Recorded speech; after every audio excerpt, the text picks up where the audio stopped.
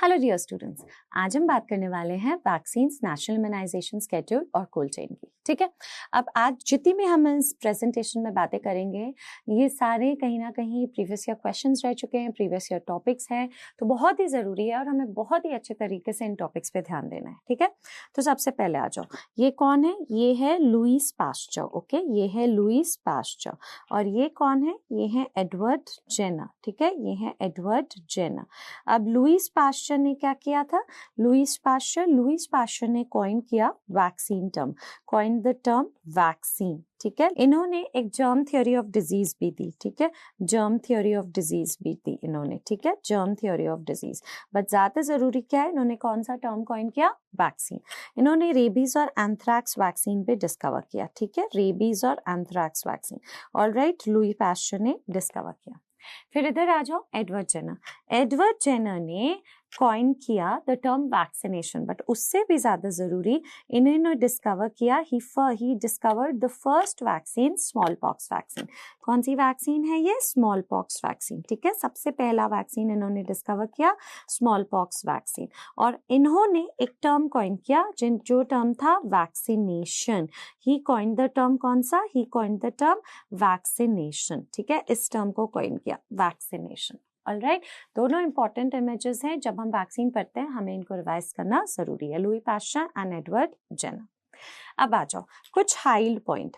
ना वैक्सीनेशन कौन सा लेवल ऑफ प्रिवेंशन है? So vaccination is an example of, ठीक है, vaccination is an example of primary level of prevention. ठीक है, प्राइमरी लेवल ऑफ प्रिवेंशन, और इसमें ये किस तरीके से अचीव हो रहा है? द मोड ऑफ इंटरवेंशन क्या है? Specific protection. The mode of intervention है स्पेसिफिक प्रोटेक्शन। कहने का अर्थ क्या है? अब याद है levels of prevention, primary level में क्या होता था? रिस्क फैक्टर प्रेजेंट है पर डिजीज अभी भी शुरू नहीं हुई। जैसे बच्चे को 9 महीने में मीजल्स का टीका लगता है, वैक्सीन लगता है। क्यों लगता है? क्योंकि उस टाइम रिस्क फैक्टर है, मदर से मैटरनल एंटीबॉडी जा चुके हैं, तो बच्चे मीजल्स के रिस्क में है, बट अभी उसको मीजल्स हुआ नहीं है। ठीक है, तो primary level of prevention, specific protection. हाँ, इसमें एक एक्सेप्शन जरूर है, सारे forms of vaccination primary level of prevention, specific protection है। हाँ, एक एक्सेप्शन है, वो कौन सा है? Measles vaccine. अगर मैं बोलूं measles vaccine used in treatment of bladder cancer, ठीक है, measles vaccine used in treatment of bladder cancer. Now क्योंकि ये ट्रीटमेंट के लिए यूज हो रहा है, ये कौन सा लेवल ऑफ प्रिवेंशन हो जाएगा? Secondary level of prevention. ठीक है, सेकेंडरी लेवल ऑफ प्रिवेंशन। ये सिर्फ याद करने के लिए था, treatment is a mode of secondary level of prevention. ठीक है, नेक्स्ट हाई पॉइंट, वैक्सीनेशन किस तरीके की इम्यूनिटी है? Type of immunity. So vaccination is an example of active immunity. ठीक है, वैक्सीनेशन किस तरीके की इम्यूनिटी है? Active immunity. एक्टिव इम्यूनिटी मतलब एंटीबॉडीज हमारी बॉडी में बनेंगे। ठीक है, पैसिव इम्यूनिटी का एग्जांपल दो अगर याद है तो। पैसिव इम्यूनिटी क्या होता है? पैसिव इम्यूनिटी होता है कि रेडीमेड एंटीबॉडीज इंजेक्ट होती है हमारी बॉडी में, इंजेक्टेड इनटू आवर बॉडी। ठीक है, इंजेक्टेड इनटू आवर बॉडी। इसका कौन सा एक बहुत बड़ा एग्जांपल है? इम्यूनोग्लोब्युलेंस। ठीक है, इम्यूनोग्लोब्युलेंस, वो रेडीमेड एंटीबॉडीज हमारी बॉडी में इंजेक्ट होती है, बट वैक्सीन किसका एग्जांपल है? एक्टिव इम्यूनिटी, हमारी बॉडी में ही एंटीबॉडीज बनते हैं। चलो एक और HYP, active and passive immunity can be given simultaneously. कौन सी डिजीजेस हैं जिनमें इम्यूनोग्लोबुलिन और वैक्सीनेशन या active and passive immunity, vaccine and immunoglobulin एक साथ दिए जा सकते हैं? तो एक है रेबीज, ओके, एक है टेटनस, ऑलराइट, एक है रेबीज, एक है टेटनस, एक है डिफ्थीरिया, ऑलराइट, डिफ्थीरिया, और एक है हेपेटाइटिस बी। ठीक है, rabies, tetanus, diphtheria, hepatitis B, इन सब में एक्टिव एंड पैसिव इम्यूनिटी एक साथ दी जाती है। बट वो कौन सा डिजीज है जो एक्सेप्शन है, जहां पे वैक्सीन और इम्यूनोग्लोबुलिन एक साथ नहीं देना, बट आपको एक इंटरवल मेंटेन करना है? तो देखो, not given simultaneously, active and passive immunity not given together. ठीक है, ये कौन सा डिजीज है? ये है मीजल्स। नॉट गिवन साइमल्टेनियसली, ये है मीजल्स। Okay, measles. अब मीजल्स में क्या होता है? अगर आप पहले मीजल्स की वैक्सीन दे रहे हो, ठीक है, तब इम्यूनोग्लोबुलिन आप दोगे 2 वीक्स लेटर। अगर पहले मीजल्स की इम्यूनोग्लोबुलिन इज गिवन, फिर वैक्सीन आप कितने दिन बाद दोगे? 12 weeks later. Okay, this is a very important PYQ also. Okay, चलो आगे चलते हैं। अब आ जाओ सबसे जरूरी, स्टार मार्क में कितनी तरीके के वैक्सीन्स होते हैं, ठीक है, टाइप ऑफ वैक्सीन्स। सो हमें वैक्सीन्स की क्लासिफिकेशन पढ़नी है। सबसे पहले कौन सा होता है, live vaccines. Okay, so live vaccines में क्या किया जाता है, live organisms are injected, but क्या उनको उनके पूरी फॉर्म में, पूरी सिवियरिटी में इंजेक्ट करते हैं, नहीं, in attenuated forms. Okay, live organisms inject करते हैं। Live organisms are injected in which form, live organisms are injected in attenuated form. Okay, live organisms are injected किस form में, attenuated form। और attenuated form का मतलब क्या होता था, attenuated form मतलब we have reduced the virulence of the organism, killing power of organism, वो हमने कम कर दी है, बट क्या रिटेन की है, retained its antigenicity। ठीक है, एंटीजेनेसिटी, एंटीजेनेसिटी क्या है, एंटीबॉडी प्रोड्यूसिंग पावर। ओके, वो हमने रिटेन करी है। ओके, इन सबसे भी ज्यादा जरूरी क्या है, एग्जाम्पल ऑफ लाइव वैक्सीन्स। ठीक है, तो लाइव वैक्सीन्स का क्या क्या एग्जाम्पल है, उसका निमोनिक क्या है, I love chick embryo. Okay, I love chick embryo. I से क्या हो गया, इन्फ्लुएंजा लाइफ। ठीक है, इन्फ्लुएंजा लाइफ जो कि किस रूट से देते हैं, नेजल रूट से देते हैं। लव से क्या हो गया, ऑल द लाइव वैक्सीन। चिक से क्या हो गया, द चिकन पॉक्स वैक्सीन। ठीक है, कौन सा vaccine, chicken pox vaccine. Chicken pox vaccine का स्ट्रेन क्या है, ओका, के से चिकन पॉक्स, ये हम लोग सेपरेटली भी स्ट्रेन का चार्ट पढ़ेंगे। अब आ जाओ एम्ब्रियो, ई से क्या है, जापानीज एनकेफेलाइटिस लाइफ, तो ये क्या है, SA 14-14-2, लाइव जेईज SA 14-14-2, ये स्ट्रेन्स में फिर से पढ़ेंगे। एम से क्या होता है, मीजल्स, मीजल्स रूबेला। बी से क्या है, BCG। आर से क्या है, rota virus vaccine. Okay, Y से क्या है, येलो फीवर वैक्सीन, वाई से क्या है, येलो फीवर, YF। एंड ओ से क्या है, oral polio vaccine. Okay, oral polio vaccine. आई लव चिक एम्ब्रियो, जब भी न्यूमोनिक्स रिवाइज करोगे उसके अंदर क्या लिखा हुआ है वो रिवाइज करना बहुत जरूरी है। ठीक है, ये है लाइव वैक्सीन। लाइव वैक्सीन में गाइस एक बहुत बड़ी इंपॉर्टेंट बात है कि यूजुअली लाइव वैक्सीन में ना single doses can produce the required immunity. ठीक है, बट कुछ एक्सेप्शन है, जैसे एक ओरल पोलियो वैक्सीन जिसमें बूस्टर डोज भी लगता है। ठीक है, जस्ट टू रिमेम्बर, ऑलराइट, वो मैं अभी लिखवाऊंगी। किल्ड वैक्सीन, अब दूसरा क्या है लाइव के बाद, सेकंड वाला है killed vaccine. So killed vaccine में हम लोग क्या कर रहे हैं, किल्ड वैक्सीन में organisms are injected in which form, organisms को इंजेक्ट कर रहे हैं, organisms are injected in killed form. और इसको कैसे किल सकते हो, किल कर सकते हो ऑर्गेनिजम्स को, हीट से कर सकते हो, केमिकल से कर सकते हो। ठीक है, अब ये एक इंपॉर्टेंट पॉइंट है कि किल्ड वैक्सीन्स में मेजर एंटीजन परसिस्ट करता है बट स्मॉलर एंटीजन या माइनर एंटीजन डिस्ट्रॉय हो जाता है। But on the other hand guys, live vaccines में, ठीक है, लाइव वैक्सीन में both major and antigen, both major and minor antigen, ठीक है, both major and minor antigen persist. Also, killed vaccine is given as multiple doses of booster doses. Please remember यहाँ एक golden point, live vaccines में we do not usually require booster doses. ठीक है, live vaccines में single dose is sufficient to produce required immunity. Okay, live vaccines में single dose is sufficient to produce required immunity. But इसमें एक जो MCQ बनता है, एक एक्सेप्शन है, वो कौन सा है guys, oral polio vaccine. Oral polio vaccine में सिंगल डोज सफिशिएंट नहीं होता, इसमें हमें क्या करना होता है, मल्टीपल डोजेस देने होते हैं and even boosters are required. ठीक है, booster doses are required to produce required immunity. ठीक है, याद रखना, किल्ड वैक्सीन में तो बूस्टर डोजेस और मल्टीपल डोजेस लगते ही लगते हैं, लाइव वैक्सीन में यूजुअली सिंगल डोज सफिशिएंट होता है, एक एक्सेप्शन है ओरल पोलियो वैक्सीन। ठीक है, ये हमने यहीं पे कंपेयर करके पढ़ लिया। चलो अब आ जाओ किल्ड वैक्सीन के एग्जांपल्स में। Next important is the examples of killed vaccine. So killed vaccine का जो भी एग्जांपल पढ़ोगे उसमें आपका mnemonic is killed. Okay, K is KFT। Okay, I से क्या है, IPV, इंजेक्टेबल पोलियो वैक्सीन। इसको किसने डिस्कवर किया था, सॉल्क। K for killed, जैसे oral polio vaccine Sabeen, this is injectable polio vaccine salt. L से क्या हो गया, इन्फ्लुएंजा किल्ड. ओके, L से क्या हो गया, इन्फ्लुएंजा का किल्ड वैक्सीन. ओके, उसके बाद आ जाओ E से क्या हो गया, जापानीज एनकेफेलाइटिस का किल्ड वैक्सीन. ये कौन सा है, इसका नाम है जेनवैक. ठीक है, फिर D से क्या हो गया, D से कोई वैक्सीन नहीं है गाइस, डॉग बाइट. अब डॉग बाइट में कौन सी वैक्सीन दी जाती है, rabies vaccine. Rabies vaccine is a killed vaccine, pregnant female को भी लगाई जा सकती है. चलो, name a few vaccines available as both live and killed. आपने ऑलरेडी पढ़ लिया. Number 1 polio.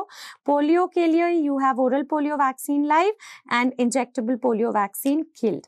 फिर एक हमने पढ़ा इन्फ्लुएंजा, ये भी लाइव एंड किल्ड फॉर्म में अवेलेबल है. एक और पढ़ा जापानीज एनकेफेलाइटिस.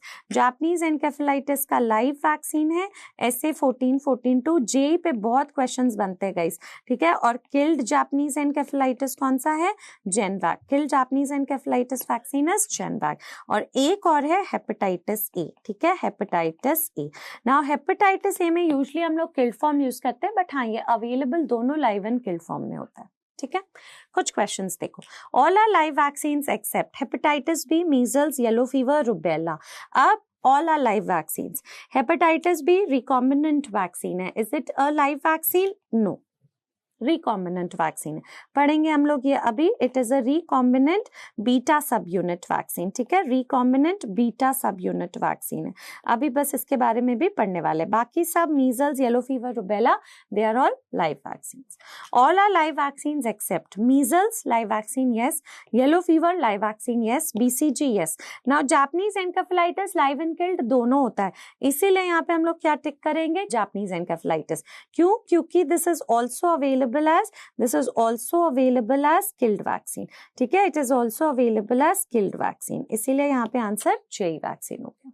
चलो आगे आ जाओ. अब थर्ड, एक हो गया लाइव वैक्सीन, एक हो गया किल्ड वैक्सीन. लाइव वैक्सीन में क्या हुआ, live organism injected in attenuated form. Killed vaccine में किल्ड ऑर्गेनिज्म इंजेक्ट किए. अब हम लोग क्या करेंगे, सब यूनिट. सब यूनिट वैक्सीन होता है जो कि प्रिपेयर्ड होता है from extracted cellular fractions. Okay, we will use part of the cell. Okay, we'll prepare it from extracted cellular fractions. सबसे पहले आता है toxoid, they are purified toxins. इसका दो एग्जाम्पल क्या है, TT vaccine and TD vaccine. Remember TT vaccine जो है टेटनस टॉक्सोइड, ये ट्रॉमा केसेस में यूज होता है. ठीक है, ये ट्रॉमा केसेस में यूज होता है. And TD vaccine is tetanus diphtheria. Tetanus diphtheria is used in our national immunization schedule. ठीक है, NIS में कौन सा यूज होता है, tetanus diphtheria, national immunization schedule में. ठीक है, ऑलराइट. फिर एक हम लोग कौन सा यूनिट यूज कर सकते हैं, तो protein part of the cell wall. इसके बस एग्जांपल देख लो, इन्फ्लुएंजा का killed vaccine and acellular pertussis vaccine. ठीक है, next recombinant vaccine. Recombinant vaccine prepared होते हैं यूजिंग DNA टेक्नोलॉजीज. ठीक है, रिकॉम्बिनेंट वैक्सीन प्रिपेयर्ड है यूजिंग DNA टेक्नोलॉजी. अब इसका एग्जाम्पल क्या है, बहुत ही जरूरी, hepatitis B vaccine. Okay, hepatitis B vaccine. Hepatitis B vaccine, remember, is actually a recombinant beta subunit vaccine. Okay, it is a recombinant beta subunit vaccine. इसको हम लोग किससे प्रिपेयर करते हैं, सो ये प्रिपेयर्ड हुआ है, जो कि INICT का क्वेश्चन है, using hepatitis B surface antigen. ठीक है, दूसरा कोई एग्जाम्पल रिकॉम्बिनेंट का, HPV vaccine, human papilloma virus vaccine, the cervical cancer vaccine, ये भी रिकॉम्बिनेंट टेक्नोलॉजी से बनता है. चलो नेक्स्ट आ जाओ. सब यूनिट में एग्जाम्पल क्या है, पॉलीसैकेराइड एंड कॉन्जुगेट. पॉलीसैकेराइड में क्या होता है, एंटीबॉडी किसके अगेंस्ट बन रही है, antibody is produced against the capsular polysaccharide of the pathogenic bacteria. Bacteria का कैप्सुलर पॉलीसैकेराइड उसके अगेंस्ट बन रहा है. कॉन्जुगेट में क्या हो रहा है, यही polysaccharide is chemically linked to a protein. Polysaccharide and protein दो चीज जुड़ गए, सो कॉन्जुगेट. ठीक है, डेफिनेशन से ज्यादा जरूरी है एग्जाम्पल. जैसे पॉलीसैकेराइड का एग्जाम्पल क्या है, न्यूमोकोकल वैक्सीन, ये PPV है, न्यूमोकोकल पॉलीसैकेराइड वैक्सीन. ठीक है, न्यूमोकोकल पॉलीसैकेराइड वैक्सीन PPV 23, ये किसके अगेंस्ट इफेक्टिव है, 23 सीरोटाइप्स. ये क्या है? Pneumococcal polysaccharide vaccine, PPV 23। याद रखना, pneumococcal polysaccharide vaccine is not used in national immunization schedule. It is not recognized. ये बच्चों की बॉडीज को आइडेंटिफाई नहीं कर सकती बिलो 2 years, ठीक है। सो न्यूमोकोकल की कौन सी वैक्सीन यूज होती है NIS में? Pneumococcal conjugate vaccine. ये है न्यूमोकोकल कॉन्जुगेट वैक्सीन। ये क्या है? PCV 13। ऑलराइट, PCV 13 ये यूज होता है हमारा नेशनल इम्यूनाइजेशन शेड्यूल में, pneumococcal conjugate vaccine below 2 years। फिर और क्या एग्जांपल्स है? पॉलीसैकेराइड में मेनिंगोकोकल है, haemophilus influenza B, VI polysaccharide which is a killed typhoid vaccine. यहाँ पे क्या है? PCV और हीमोफिलस इन्फ्लुएंजा बी, ठीक है। न्यूमोकोकल एंड हीमोफिलस अवेलेबल दोनों फॉर्म में, polysaccharide as well as conjugate part, ठीक है। ये आ सकता है। Give me an example of a polysaccharide vaccine, या ऑल आर कॉन्जुगेट वैक्सीन, या all are subunit vaccine except, ठीक है। ऑलराइट, सो पहला पढ़ा लाइव वैक्सीन, किल्ड वैक्सीन, फिर पढ़ा सब unit vaccine, last but not the least combined vaccine. Combined vaccine मतलब कॉम्बिनेशन वैक्सीन। बेसिकली हम लोग किसकी बात कर रहे हैं? कॉम्बिनेशन वैक्सीन की बात कर रहे हैं। मतलब वो वैक्सीन जो 2 से ज्यादा डिजीजेस से प्रोटेक्ट करेगी। इसमें सबसे कॉमन जो एग्जाम्पल पूछा जाता है वो है पेंटावैलेंट वैक्सीन। अब देखो, पेंटावैलेंट, पेंटावैलेंट मतलब पेंटा मतलब 5, तो पेंटावैलेंट वैक्सीन हमें किससे बचाएगी? पेंटावैलेंट वैक्सीन हमें प्रोटेक्ट करेगी, प्रोटेक्ट्स फ्रॉम 5 डिजीजेस, ठीक है। 5 डिजीजेस है। कौन कौन सी डिजीजेस है? DPT, diphtheria, alright, diphtheria, pertussis, tetanus, और कौन सा है?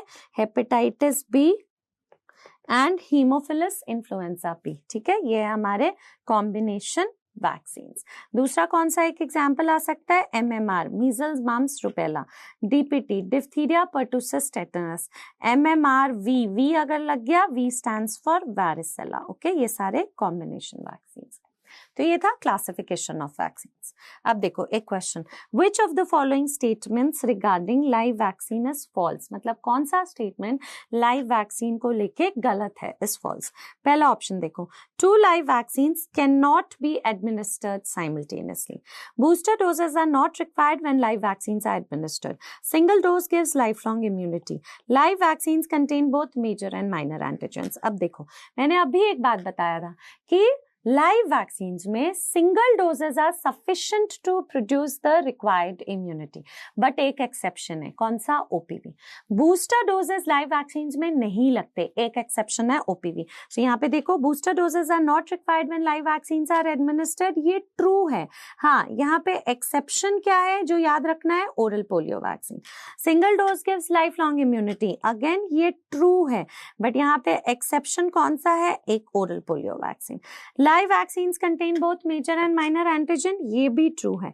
किल्ड वैक्सीन्स में सिर्फ माइनर एंटीजन्स होता है। अब गलत क्या है? 2 live vaccines cannot be administered simultaneously. So please याद रखो, 2 live vaccines, okay, 2 live vaccines can be administered simultaneously, ठीक है। can be administered कहाँ पे? simultaneously, but at different sites, okay, different sites में देना पड़ता है।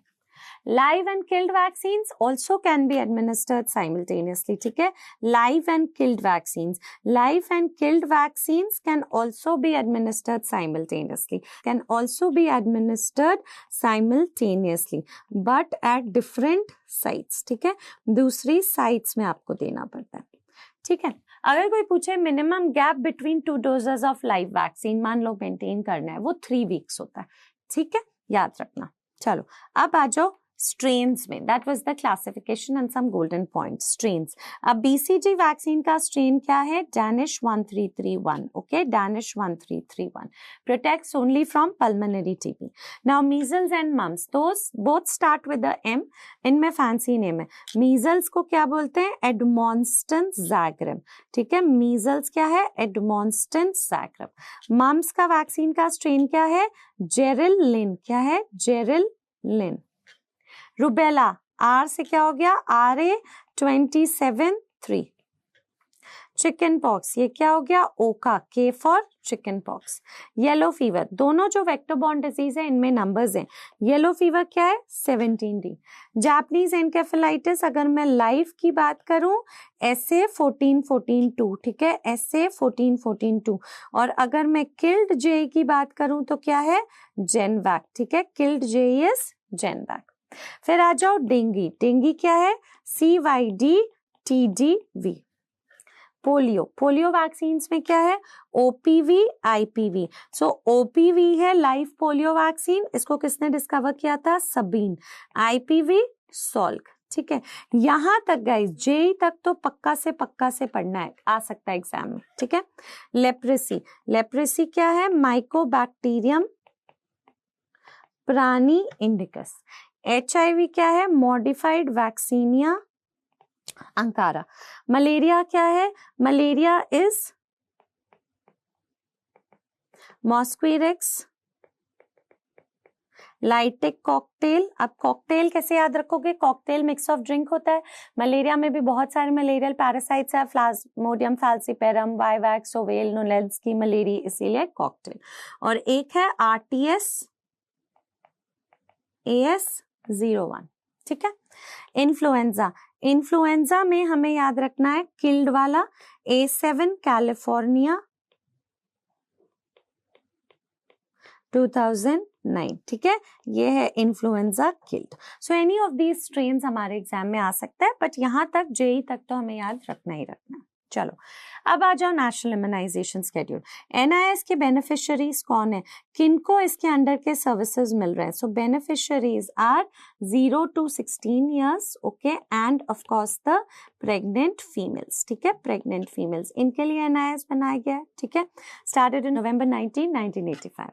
नाउ सबसे पहले हम लोग इसमें क्या पढ़ेंगे, स्केड्यूल पढ़ेंगे, कब कब वैक्सीन लगाई जाती है। तो सबसे पहले लगाई जाती है एट बर्थ, फिर लगाई जाती है 6 वीक्स में, फिर लगाई जाती है 10 वीक्स, फिर लगाई जाती है 14 वीक्स, फिर लगाई जाती है 9 मंथ्स, फिर लगाई जाती है 16 to 24 मंथ्स, ठीक है। So the vaccines are administered at birth, 6 weeks, 10 weeks, 14 weeks, 9 months, 16 to 24 months. And then फिर कब देते हैं, 5 to 6 years, all right, and 10 years and 16 years, okay, 10 years and 16 years. Now let us talk about the vaccines given at birth. What are the vaccines given at birth? What is the schedule? BCG, OPV 0. 0 over here means the birth dose, okay, birth dose. And then hepatitis B, all right, hepatitis B. Next, 6 weeks, 10 weeks, 14 weeks. What do we give? The first one, oral polio vaccine 1, OPV 2, OPV 3। याद है हमें कि oral polio vaccine ही सिर्फ एक ऐसा live vaccine है जिसमें boosters required है and more than 1 dose required है, देखो एक्सेप्शन, ठीक है।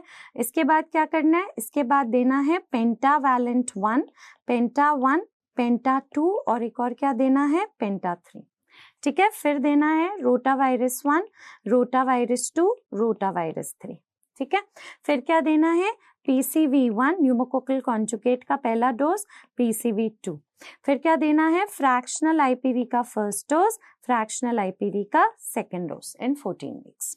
9 मंथ्स पे आ जाओ, मीजल्स रुबेला का फर्स्ट डोज, जापानीज एनकेफेलाइटिस का फर्स्ट डोज, अब टाइम है पहला बूस्टर, PCV का बूस्टर एंड फ्रैक्शनल IPV का थर्ड डोज। और साथ ही साथ विटामिन ए पिलाते हैं एट 9 मंथ्स, ठीक है। सो एट 9 मंथ्स हम लोग विटामिन ए देते हैं, कितना, 1 ml और 1 लाख इंटरनेशनल यूनिट, ठीक है। देयर आफ्टर, उसके बाद देयर आफ्टर एवरी 6 मंथ्स, ठीक है, टिल 5 years ऑफ एज, ठीक है। कितना देते हैं, टिल 5 years ऑफ एज, कितना देते हैं, 2 ml या 2 लाख इंटरनेशनल यूनिट। देयरफॉर जो टोटल विटामिन ए की डोजेस पड़ी वो कितनी है, total doses of vitamin A is 9 और जो टोटल अमाउंट पड़ेगा विटामिन ए का वो कितना है, 17 लाख इंटरनेशनल यूनिट। ये हम लोग न्यूट्रिशन में भी रिवाइज करेंगे। 16 to 24 मंथ्स में मीजल्स रुबेला का सेकेंड डोज, जापानीज एनकेफेलाइटिस का सेकेंड डोज, अब पहला लाइव वैक्सीन जिसका बूस्टर लगेगा कौन सा था, वो OPV booster, alright, and DPT का फर्स्ट बूस्टर। क्यों? क्योंकि 1 साल तक पेंटावैलेंट लगता है, उसके बाद पेंटावैलेंट दे नहीं सकते, तो फिर DPT अलग से दिया जाएगा। 5 to 6 ईयर्स में क्या होगा, DPT का सेकेंड बूस्टर दिया जाएगा, ठीक है।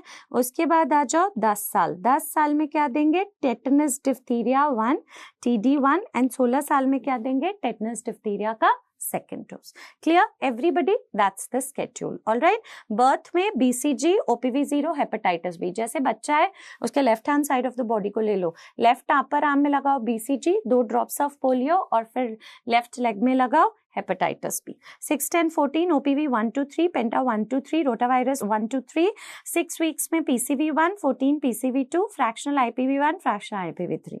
9 मंथ्स में क्या देते हैं, मीजल्स रूबेला का first dose, JE first, PCV booster, fractional IPV third. 16 to 24 months measles rubella का second dose, JE 2, OPV booster, DPT first booster. 5 to 6 years में देते हैं DPT का सेकेंड बूस्टर, 10 ईयर्स में TD1 एंड 16 ईयर्स में TD2, ठीक है। Now what about pregnancy? We also know that pregnant female is a beneficiary of NIS.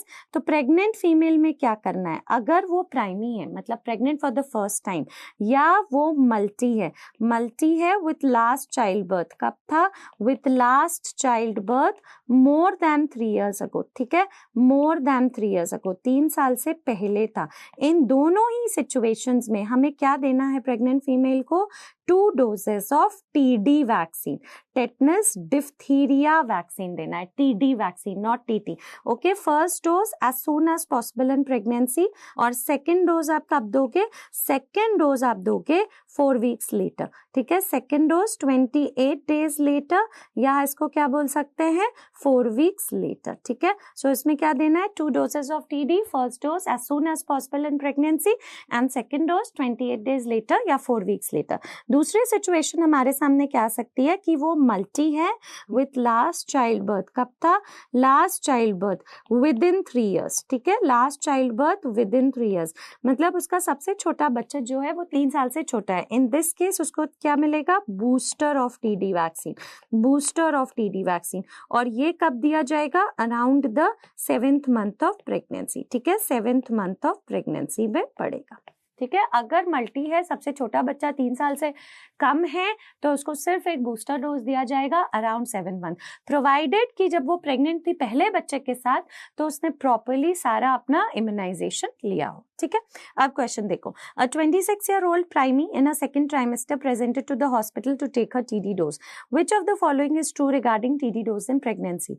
1 dose in second trimester, 2 doses 1 month apart in second trimester, 1 dose any time as soon as possible in pregnancy, 2 doses 1 month apart as soon as possible in pregnancy. अब देखो question पूछ रहा है TD dose के बारे में क्या सही है प्रेगनेंसी में, वो ये नहीं पूछ रहा है कि इस वुमन में जो सेकेंड ट्राइमेस्टर में आई है इसके लिए क्या करेंगे, ठीक है। इसके लिए तो 2 doses 1 month apart in second trimester, क्योंकि ये प्राइमी है तो 2 डोज तो देना ही है। बट हम पूछ रहे हैं आपसे कि TD डोज के लिए क्या सही है प्रेगनेंसी में, 2 doses 1 month apart as soon as possible in pregnancy, ठीक है। अब रिवाइज करते हैं route site dose of vaccine administration. अब कितने तरीके से वैक्सीन लगाया जा सकता है, एक होता है ओरल रूट, एक होता है इंट्राडर्मल, एक होता है सबक्यूटेनस, एक होता है IM रूट, ठीक है। ओरल रूट में कौन कौन से वैक्सीन जाते हैं, oral polio vaccine, oral polio vaccine की कितने बूंदे, 2 ड्रॉप्स। अमिताभ बच्चन क्या कहता है, पोलियो की 2 बूंदे जिंदगी बचाएगी, 2 ड्रॉप्स, ठीक है। Rota virus vaccine, rota virus vaccine की कितने ड्रॉप्स दी जाती है, ये भी ओरल जाता है, 5 ड्रॉप्स, ठीक है। रोटा वायरस वैक्सीन क्यों देते हैं, रोटा वायरस सबसे इंपॉर्टेंट कॉज है इन्फेंट डायरिया का, तो डायरिया से बचने के लिए, और डायरिया में ज्यादातर वॉशरूम जाना पड़ता है, इसलिए याद रखना इसके ड्रॉप्स आता है। Oral polio vaccine 2, rota virus 5 drops. अब इंट्राडर्मल, हमेशा याद रखो इंट्राडर्मल का डोज गाइस 0.1 ml होता है, और ये किस एंगल में लगाई जाती है, 10 to 15 डिग्री एंगल में लगाई जाती है। अब 2 वैक्सीन है जो इंट्राडर्मल रूट से जाती हैं, ओके, रिमेंबर दैट। एक है BCG वैक्सीन, बट BCG में कैच है, इसका डोज लिखा हुआ है 0.1 ml as such for intradermal, but अगर BCG वैक्सीन दी जा रही है up to 1 month, okay, up to 1 month, ठीक है। अगर पहले 1 महीने में BCG वैक्सीन बर्थ में दिया जाता है, मान लो बर्थ में नहीं दे पाए, तो अगर अप टू 1 month दे रहे हैं तब इसका डोज हो जाता है 0.05 ml इंट्राडर्मल, ठीक है। देयर आफ्टर BCG वैक्सीन कितनी दी जाएगी? देयर आफ्टर BCG वैक्सीन दी जाएगी 0.1 ml intradermal. Up to 1 month it is 0.05 ml intradermal, क्योंकि बेबी का स्किन बहुत लूज होता है, it can lead to lymphadenitis also. Alright, और रिमेंबर ये BCG का टीका इंडिया में किस आर्म में दिया जाता है? लेफ्ट अपर आर्म, ठीक है, लेफ्ट अपर आर्म। जरूरी नहीं होता बट कन्वेंशनल के लिए कि हेल्थ वर्कर्स को पता चले कि BCG का टीका लगा है, क्योंकि स्कार बन जाता है 8 to 12 वीक्स, उससे पता चल जाता है। ऑल्सो एक चीज, अगर स्कार नहीं बना तो क्या आप वापस से BCG वैक्सीन लगाओगे? बिल्कुल भी नहीं, ठीक है। दूसरा इसमें क्या है? FIPV, fractional IPV। Fractional IPV मतलब होता है 1/5 ऑफ फुल डोज, ठीक है, 1/5 of full dose. Full dose यहाँ पे होता है 0.5 ml, उसका 1/5 0.1 ml। और ये भी इंट्राडर्मल है, तो ये कहाँ पे दिया जाएगा? राइट अपर आर्म, ठीक है, ये कहाँ पे लगेगा? Right upper arm. अब आ जाओ सबक्यूटेनियस। सबक्यूटेनियस का डोज होता है 0.5 ml। ये कैसे लगता है गाइस? 45 डिग्री एंगल में। 2 वैक्सीन है जो सबक्यूटेनियस रूट से लगती हैं एट 9 months। एक है मीजल्स रूबेला राइट आर्म में, ठीक है, और दूसरा है अगर हम लोग लाइव दे रहे हैं जापानीज एनकेफेलाइटिस लाइव, तो ये भी लग जाएगा लेफ्ट आर्म में, left upper arm. Right upper arm में ये गया, ये लेफ्ट अपर आर्म में। बट अब हम लोग प्रोग्राम में जापानीज एनकेफेलाइटिस का किल्ड वैक्सीन ही देते हैं। अभी देखेंगे किल्ड वैक्सीन कैसे लगता है। लास्ट है इंट्रामस्कुलर। इंट्रामस्कुलर मतलब 90 डिग्री एंगल पे लगेगा, 0.5 ml लगेगा, और सारे T series vaccine, okay, all T series vaccine. All T series vaccine किस रूट से जाते हैं? इंट्रामस्कुलर रूट से जाते हैं। और कहाँ पे जाएंगे सारे T सीरीज? लेफ्ट थाई में, anterolateral aspect of the left thigh. Hepatitis B, pentavalent, ये सारी चीजें। बट याद रखना PCV कहाँ जाएगा? राइट थाई में जाएगा, ठीक है। और जैसे DPT होता है या TT होता है या TD होता है, ये सब T सीरीज है, बट ये लेफ्ट थाई में नहीं जाएंगे, क्योंकि ये जब तक लगता है ना उस टाइम तक अब्जॉर्प्शन थाई से कम हो जाता है, इसीलिए ये राइट या लेफ्ट अपर आर्म कहीं पे भी लग सकते हैं। राइट या लेफ्ट अपर आर्म कहीं पे भी लग सकते हैं। Important is Jenvac. Killed J जाता है IM रूट से और ये जाएगा लेफ्ट थाई में, ठीक है, ये जाएगा लेफ्ट थाई में, क्योंकि PCV जाता है राइट थाई में 9 महीने पे, इसीलिए ये लेफ्ट थाई पे चला जाएगा, ठीक है। सेम चीज इमेज में भी है गाइस। ओरल में कौन कौन सी चीजें गई? OPV वैक्सीन 2 ड्रॉप्स, रोटावायरस की 5 बूंदे, विटामिन A, ठीक है। उसके बाद आ जाओ left upper arm. Left upper arm में क्या क्या लगता है? BCG लगता है, जापानीज एनकेफेलाइटिस का live attenuated. Right upper arm में क्या लगता है? IPV लगता है, fractional IPV and measles rubella, ठीक है। अब आ जाओ left and right upper arm में, ये भी लिखा हुआ है DPT बूस्टर एंड TD। मैंने क्या बताया? आफ्टर 1 year ना इन सबका अब्जॉर्प्शन T सीरीज वैक्सीन का पैरों से कम हो जाता है, इसीलिए फिर ये आर्म्स में लगने लगेंगे, ठीक है। और पैरों में आ जाओ। पैरों में left thigh, all the anterolateral, mid thigh, left या राइट। लेफ्ट में कौन जाएंगे? सारे T सीरीज वैक्सीन जाएंगे। जो DPT का सेकेंड बूस्टर है वो आर्म में जाता है, 5 साल के बाद उसका अब्जॉर्प्शन पैर से कम हो जाता है, इसीलिए, ठीक है। हेपेटाइटिस बी, पेंटावैलेंट, ये सब कहाँ जाएगा? लेफ्ट थाई में जाएगा। जेनवैक कहाँ जाएगा? लेफ्ट थाई में जाएगा। बट PCV कहाँ जाएगा? राइट थाई में जाएगा, ठीक है। कोई भी आपसे पूछ सकता है, याद रखना है। T series vaccine intramuscular route लेता है, मोस्टली लेफ्ट लेग में दिया जाता है। चलो अब देखो, you are posted at a PHC and you have to ensure routine vaccination process is carried out. All of the vaccines are given at 16 to 24 months except DPT booster, OPV booster, Japanese encephalitis का second dose and of course PCV booster. So 16 to 24 months में हम लोग क्या नहीं देते हैं? PCV booster। क्यों? क्योंकि ये कब पड़ जाता है? ये पड़ जाता है 9 months में, ठीक है। All right, ये कुछ images है, ये देख लो। This is which image? This is a tuberculin syringe. Okay, this is a tuberculin syringe and this one is a insulin syringe. ठीक है, ये है insulin syringe। कैसे आइडेंटिफाई करोगे? insulin syringe यूनिट्स में है या ml में? The important thing, इसको कभी भी इसको इंटरचेंज नहीं करना है। Never interchange tuberculin syringe with insulin syringe, ठीक है। ये क्या लग रहा है? ये इंट्रामस्कुलर रूट जा रहा है 90 डिग्री। ये क्या है? हब कटर है, okay. This is what? hub cutter। ये different routes we've already done। Intramuscular 90 degree पे जाएगा, सबक्यूटेनियस किस पे जाएगा? 45 डिग्री पे जाएगा, इंट्राडर्मल कितने में जाएगा? 10 to 15 डिग्री। और कौन कौन से वैक्सीन इस रूट से जाते हैं ये हमने ऑलरेडी पढ़ लिया। सो कोई भी रूट आ सकता है, कौन सा वैक्सीन इन रूट से दिए जाते हैं ये पूछा जा सकता है आपसे। अब एक टॉपिक है डिलेड इम्यूनाइजेशन। मान लो एक बच्चे को 6 हफ्ते पे आना था, 10 हफ्ते पे आना था, वो नहीं आया, वो सीधा 1 साल पे आता है, तो आप कौन कौन से वैक्सीन लगाओगे? ये होता है डिलेड इम्यूनाइजेशन। इसके लिए सबसे पहले बात करो बर्थ डोजेस की। OPV 0 can be given up to, ये कब तक दे सकते हैं? OPV का जो बर्थ डोज है can be given up to every day everybody 15 days, ठीक है। उसके बाद एक है हेपेटाइटिस बी। हेपेटाइटिस बी का जो बर्थ डोज है ये कब तक दे सकते हैं? Can be given up to, ये दे सकते हैं 24 घंटे तक। BCG, अब BCG आइडियली बर्थ में लग जाना चाहिए, नहीं लगा, ठीक है, ये 1 साल तक लग सकता है, up to 1 year, okay, up to 1 year. तो नेक्स्ट 1 ईयर तक कौन कौन से वैक्सीन दे सकते हो? ठीक है, BCG, हेपेटाइटिस बी अगर अलोन दिया जा रहा है, not in the form of penta, या अगर पेंटा की बात करें पेंटावैलेंट, ठीक है, rota virus, the T series rota virus vaccine, ठीक है।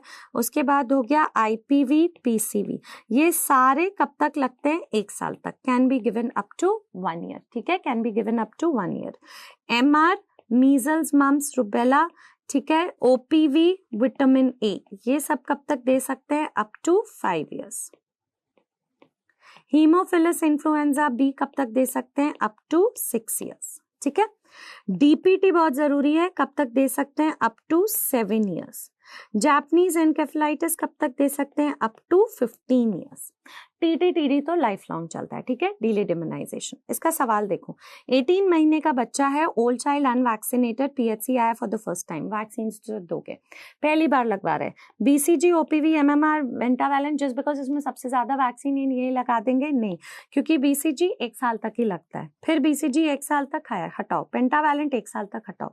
OPV आप कब तक दे सकते हो? 5 ईयर्स तक दे सकते हो। DPT आप कब तक दे सकते हो? 7 ईयर्स तक दे सकते हो। क्लियर? Delayed immunization, okay. कुछ एडिशनल एक्सपेक्टेड MCQ, बेसिकली ये PYQs भी है। जैसे अब DPT वैक्सीन होती है ना, उसमें एक कंपाउंड होता है एल्यूमिनियम हाइड्रोक्साइड, ये क्या रोल प्ले करता है? This acts as an adjuvant, ये एंटीबॉडी प्रोडक्शन को बढ़ाता है। थियोमसिल, ये क्या रोल एक्ट करता है? प्रिजर्वेटिव। OPV में मैग्नीशियम कंपाउंड्स होते हैं, ये क्या कराते हैं? थर्मोस्टेबिलिटी। मीजल्स में नियोमाइसिन होता है, मीजल्स का सबसे कॉमन साइड इफेक्ट होता है टॉक्सिक शॉक सिंड्रोम, तो ये नियोमाइसिन क्या कराता है? It prevents TSS, okay, toxic shock syndrome. ये सारे क्या है? एडजुवेंट्स। अब आ जाओ एक बहुत ही जरूरी चार्ट, कॉन्ट्राइंडिकेशंस। क्लासिफिकेशंस हो गया, डिलेड इम्यूनाइजेशन हो गया, सम गोल्डन पॉइंट्स हो गया, ठीक है। अब एक है कॉन्ट्राइंडिकेशंस। देखो, this again is a star mark chart, okay, मतलब रिवाइज करना ही है, ये सारे टेबल्स लास्ट मिनट के गो टू टेबल्स है। जैसे pregnancy, all live vaccines are contraindicated except कौन सा? Except yellow fever. बट क्या येलो फीवर प्रेगनेंसी में इंडिया में लगाएंगे? नहीं, क्योंकि येलो फीवर इंडिया में होता ही नहीं है और वैक्सीन भी नहीं स्टोर कर सकते। फीवर में एक जो नहीं देते हैं वो टाइफॉइड ओरल है, TY21A, ठीक है, TY21A। बट आइडियली अगर कोई बच्चा है जो प्रोटीन एनर्जी मैलनरिश्ड है या जिसको डायरिया है, नो कॉन्ट्राइंडिकेशन, ओके, कोई लाइव वैक्सीन नहीं, कोई किल्ड वैक्सीन नहीं। किल्ड वैक्सीन के लिए तो ऐसे भी anaphylaxis to a previous dose उसका कॉन्ट्राइंडिकेशन होता है, वरना तो वो ऐसे लग सकता है, ठीक है। लाइव वैक्सीन में हाँ, इम्यूनोसप्रेस कंडीशन, रेडिएशन, ये सब में लाइव वैक्सीन नहीं दिया जा सकता। तो अगर कोई बच्चा है जिसको प्रोटीन एनर्जी मैलन्यूट्रिशन है, डायरिया है, उसमें वैक्सीन दोगे, दे दो, no contraindications. Mild to moderate fever and diarrhoea, no contraindication. एक बच्चा है 9 मंथ्स में मीजल से सफा कर रहा है, क्या उसको मीजल्स लगाएंगे? लगाओ, it's an infection, it's not an immunosuppress condition. But हाँ, हाई ग्रेड फीवर है या कोई बहुत ही सीवियर एक्यूट डिजीज है, पता नहीं चल रहा है क्या है, विथहोल्ड ऑल वैक्सीन, लाइव हो चाहे किल्ड हो। एसिम्प्टोमेटिक HIV, ये INI-CT के लिए इंपॉर्टेंट है। एसिम्प्टोमेटिक HIV में कोई भी वैक्सीन कॉन्ट्राइंडिकेटेड है नहीं है, none is a contraindication. You can give all life, ठीक है, give all life, give all kill, give all life and killed vaccine, कोई कॉन्ट्राइंडिकेशन नहीं है, ठीक है। बट अगर सिम्प्टोमेटिक HIV और एडल्ट है तो लाइव वैक्सीन कॉन्ट्राइंडिकेटेड है, ऑब्वियसली इम्यूनोसप्रेस कंडीशन में। बट एडल्ट्स में आप कौन सा ग्रुप दे सकते हो? Measles, rubella, MMR and varicella, ठीक है। न्यू बॉर्न है, all live vaccines contraindicated. Except आप क्या दे सकते हो बच्चे में, इंडिया में क्या दोगे, ओपीवी दोगे ही दोगे, मीजल्स दोगे ही दोगे, बीसीजी दोगे। बट अगर मान लो क्वेश्चन आ गया ओपीवी, मीजल्स और बीसीजी, सिम्टोमेटिक एचआईवी न्यूबॉर्न, इसमें क्या नहीं देंगे, तब बीसीजी मार्क कर सकते हो। अदरवाइज ओपीवी, मीजल्स, बीसीजी वैसे लगा देना चाहिए। चलो एपिलेप्सी आ जाओ। एपिलेप्सी में क्या कॉन्ट्राइंडिकेटेड है, डीपीटी, और you can also say penta, okay, pentavalent contraindicated. क्यों, क्योंकि पर्टूसिस कंपोनेंट की वजह से, ठीक है, due to the pertussis component, okay. Pertussis component convulsions करा सकता है, अनयूजुअल क्राइंग, एचएचई भी करा सकता है। Progressive neurological disease, again DPT and pentavalent, okay, due to which component, due to the pertussis component, pertussis component की वजह से, ठीक है। फिर आ जाओ seizures controlled on epileptics, no contraindication, मतलब आप दे सकते हो डीपीटी भी, आप दे सकते हो, can give DPT also, can give pentavalent also, ठीक है, अगर सीजर्स एंटी एपिलेप्टिक्स पे कंट्रोल है। फिर immunosuppression, corticosteroids, you all know these are immunosuppressed conditions, so all live vaccines contraindicated. अब मान लो कोई corticosteroid पे उसको कोई live vaccine लगना है, तो आपको क्या करना होगा, corticosteroid छोड़ना होगा, स्टॉप करवाना होगा फॉर मिनिमम कितना, 2 वीक्स के लिए, फिर आप लाइव वैक्सीन दे सकते हो। ये एक्सपेक्टेड एमसीक्यू बन के आ सकता है, ठीक है। एग एलर्जी में 2 वैक्सीन जो नहीं देते हैं is influenza vaccine and yellow fever vaccine, ठीक है, influenza vaccine and yellow fever vaccine. Neomycin allergy, of course measles MR, क्योंकि मीजल्स और एमआर में नियोमाइसिन एंटीबायोटिक प्रेजेंट होता है। All vaccines generally speaking anaphylaxis to previous dose, चाहे live है, killed है, नहीं दोगे। करंट सीरियस इलनेस है तो सारे वैक्सीन्स रोक दो। Live vaccines particularly pregnancy, radiation therapy, severe symptomatic immunodeficiency, live vaccines are contraindicated. Question देखो, vaccine contraindicated in pregnancy, hepatitis B नहीं, ये तो रिकॉम्बिनेंट वैक्सीन है, सेफ है। रेबीज वेरी इंपॉर्टेंट, ये किल्ड वैक्सीन है, इसीलिए आप प्रेगनेंसी में दे सकते हो। Yellow fever, all live vaccine contraindicated except yellow fever, तो ये दे सकते हो। जापानीज एनकेफेलाइटिस नहीं दोगे क्योंकि इसका लाइफ फॉर्म अवेलेबल है, ओके, लाइफ फॉर्म अवेलेबल। कौन सा नहीं दोगे guys, the SA14-14-2, okay, SA14-14-2 ये नहीं दोगे, बट जेनवैक दे सकता है। ऑलराइट, एक और गो टू टेबल है हमारा एडवर्स इवेंट्स का टेबल, जैसे इन्फ्लुएंजा किल्ड इनएक्टिवेटेड, ये क्या एडवर्स इवेंट शो करता है, जीबीएस। जीबीएस क्या है, Guillain Barre syndrome, okay, GBS क्या है, Guillain Barre syndrome, okay, Guillain Barre syndrome, ये PYQ. Japanese encephalitis, neurological events, TTTD, brachial neuritis. OPV कराता है पैरालिसिस, ओके, पैरालिसिस कॉज करता है, ठीक है, cVDPV, VAPP. Hepatitis B more important, anaphylaxis. Measles, toxic shock syndrome, इसको prevent करने के लिए मीजल्स वैक्सीन में क्या है, नियोमाइसिन है। Rotavirus very very important, interception, okay, interception, PYQ of all the exams. Pertussis again important, इसमें क्या होता है, बच्चा रोते ही जाएगा, इनकॉन्सोलेबल क्राइंग, ठीक है, इनकॉन्सोलेबल क्राइम क्या है, बच्चा मोर देन 3 आवर्स रोए जा रहा है, मोर देन 3 आवर्स रोए जा रहा है, ठीक है, इनकॉन्सोलेबल क्राइम। दूसरा इसमें और क्या क्या हो सकता है, it can also lead to convulsions, okay, convulsions हो सकते हैं because of pertussis component. It can also lead to HHE, okay, I'll write it here, okay, HHE. What was HHE guys? HHE होता है, HHE is hypotensive हाइपोरिस्पॉन्सिव एनकेफेलोपैथी, ठीक है, तो ये भी हो सकता है पर्टूसिस की वजह से। बीसीजी क्या कराता है, osteomyelitis and lymphadenopathy. Although most common problem with BCG, ठीक है, मोस्ट कॉमन जो साइड इफेक्ट है बीसीजी के साथ वो अल्सर नोटेड है, MMR, thrombocytopenia, rubella, arthralgia. So this again is an important slide, your last minute, go to slide. अब देखो, 8-month-old child had history of unusual crying and convulsions following previous vaccination after BCG, DPT, OPV first dose and hepatitis B. Now the parents have brought child for next dose of vaccination. Which vaccine is contraindicated? Convulsions, crying किसकी वजह से होता है, pertussis component. But यहाँ पे एक update है guys, okay? Convulsions तो ठीक है, but inconsolable crying, ठीक है, inconsolable crying, all right, inconsolable crying following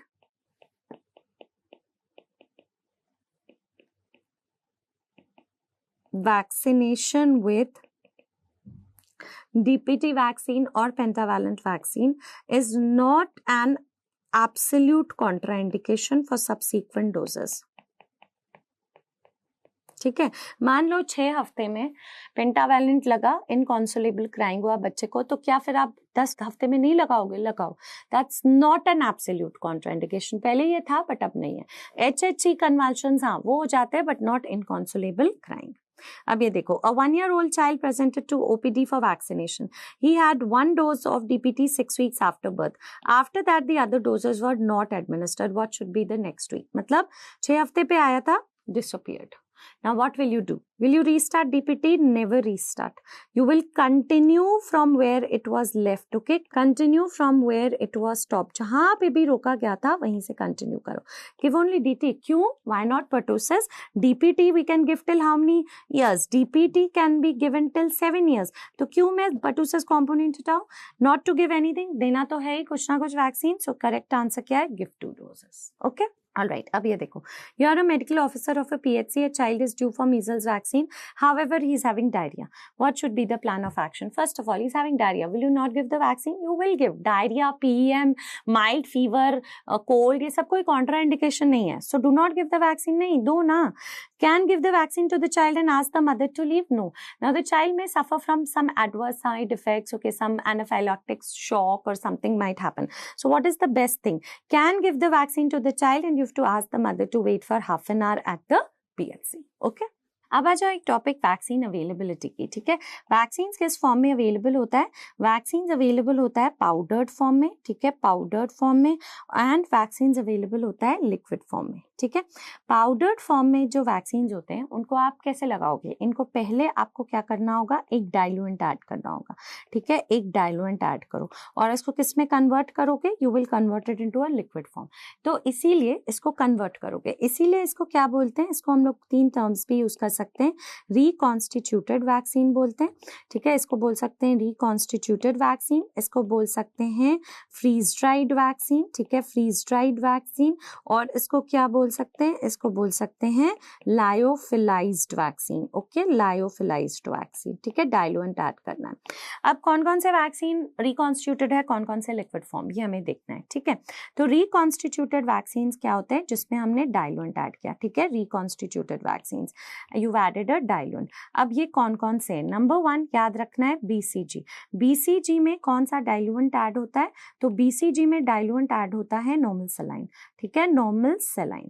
फिर आ जाओ दूसरा, मीजल्स या मीजल्स रुबेला, इसमें कौन सा डाइल्यूएंट ऐड होता है? Distilled water, okay, distilled water, या एक और क्या बोलते हैं इसको? स्टेराइल वाटर, ठीक है, स्टेराइल वाटर। फिर आ जाओ जापानीज एनकेफेलाइटिस, ठीक है, जापानीज एनकेफेलाइटिस। यहाँ पे जो जापानीज एनकेफेलाइटिस है इसमें कौन सा है? फॉस्फेट बफर, इसका डाइल्यूएंट क्या है? Phosphate buffer, okay, phosphate buffer, alright. और एक और जो है येलो फीवर वैक्सीन, इसका डाइल्यूएंट क्या है? Cold physiological saline. अब देखो, ये जितने रिकॉन्स्टिट्यूटेड वैक्सीन है ना, इसके वायल एक बार खुलने के बाद आप इसको किसी टाइम कुछ ही समय तक यूज कर सकते हो क्योंकि ये रिकॉन्स्टिट्यूट किए गए हैं। BCG और मीजल्स, इनको we can use up to, can be used up to 4 hours, ठीक है, ये सिर्फ 4 घंटे तक यूज किए जा सकते हैं, ठीक है। जापानीज एनकेफेलाइटिस को यूज कर सकते हो 2 आवर्स, येलो फीवर को यूज कर सकते हो हाफ आवर। ऐसे ही कोविड वैक्सीन होता है उनको 6 घंटे तक यूज कर सकते हैं। रेबीज वैक्सीन को भी up to that duration use किया जा सकता है, ठीक है। तो कहने का अर्थ है कि रिकॉन्स्टिट्यूटेड वैक्सीन एक बहुत जरूरी चीज नहीं फॉलो करती है, वो है ओपन वायल पॉलिसी, ठीक है। तो ओपन वायल पॉलिसी क्या होता है कि vaccine vials once opened, okay, they can be reused up to 28 days या 4 weeks provided they fulfill certain criteria। वो क्या है criterias? देखो, vaccine vials opened in a session site can be used in more than one immunization session up to 4 weeks provided उसका expiry date pass नहीं हुआ है। Vaccines are stored strictly under appropriate temperature range both during transportation and storage at cold chain point। मतलब India का जो cold chain temperature है +2 to +8, उसमें वो वैक्सीन stored and maintained है। एसेप्टिक टेक्निक हमने यूज किया था सारे डोजेस को विड्रॉ करने के लिए। वैक्सीन वाइल मॉनिटर जो चेक करता है ओवर एक्सपोजर टू हीट, वो अपना डिस्कार्ड पॉइंट नहीं रीच किया है, ठीक है। ऑल्सो एक वैक्सीन वाइल सेप्टम होता है, वैक्सीन वाइल सेप्टम, वो कंटामिनेट नहीं हुआ है, ठीक है। Vaccine while septum is not contaminated, alright. So all these techniques हमें देखना होता है ओपन वाइल पॉलिसी के लिए, ठीक है, तभी हम उनको 4 वीक्स तक यूज कर पाएंगे। अब सबसे जरूरी क्वेश्चन ये है कि व्हाट आर द वैक्सीन्स, ठीक है, that follow open vial policy, जो फॉलो करता है ओपन वाइल पॉलिसी। मतलब एक बार अगर मैंने वाइल को ओपन किया तो I can use it up to 28 days. इसका न्यूमोनिक है ऑल टी सीरीज वैक्सीन, ठीक है, जितने भी टी सीरीज वैक्सीन है, टी सीरीज वैक्सीन मतलब जिनमें लेटर टी है, प्लस PIO प्लस इसमें एक अपडेट है। अपडेट क्या है? Jenvac, Japanese encephalitis killed, JE killed, okay. JE live, ऐसे 1442 ओपन वाइल पॉलिसी फॉलो नहीं करता, किल्ड वाला जेनवैक फॉलो करता है। तो इसमें टी सीरीज वैक्सीन मतलब सब में लेटर टी है। जैसे कौन कौन सा हो जाएगा आपका, बताओ, सोचो। हेपेटाइटिस बी, ओके, इसमें लेटर टी है, हेपेटाइटिस बी। पेंटावैलेंट, ठीक है, पेंटावैलेंट में भी लेटर टी है, ठीक है। उसके बाद TT-TD, इन सब में क्या है? लेटर टी है, ऑलराइट। DPT, इसमें क्या है? लेटर टी है। अब यहाँ पे एक अपडेट है, रोटा वायरस वैक्सीन। आज के टाइम में रोटा वायरस वैक्सीन का जो भारत बायोटेक ने बनाया है वो है रोटावैक। अब ये भी टी सीरीज है, ये ओपन वाइल पॉलिसी फॉलो करता है। ओल्डर वीडियोज में हमने बोलते हैं कि open vial policy rota virus vaccine नहीं फॉलो करता, बट अब रोटा वायरस वैक्सीन का जो नया रोटावैक है ओपन वाइल पॉलिसी फॉलो करता है। फिर ये है मेरा PCV, ये क्या है? IPV, और ये क्या है? ओरल पोलियो वैक्सीन, ठीक है।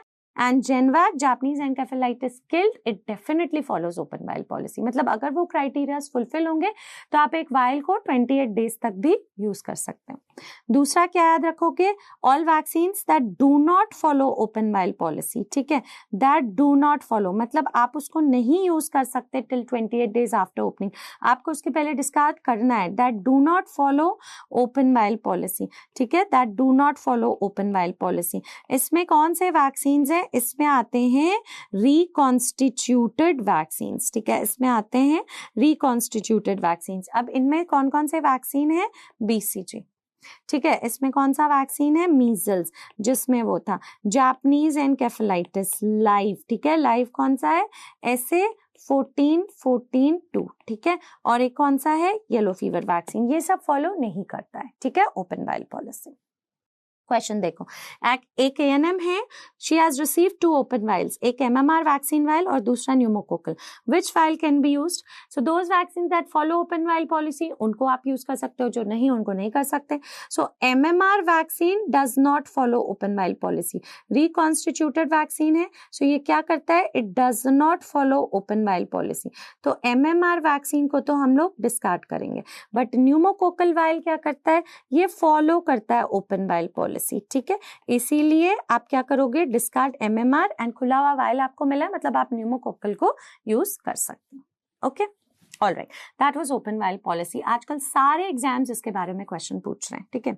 अब एक चीज लिखो, मोस्ट हीट सेंसिटिव वैक्सीन। देखो, हीट सेंसिटिव वैक्सीन के लिए एक न्यूमोनिक है R-bomb, ठीक है, R-bomb मतलब वो वैक्सीन जो ओवर एक्सपोजर ऑफ हीट से तुरंत डैमेज हो जाते हैं, ठीक है, R-bomb, ठीक है।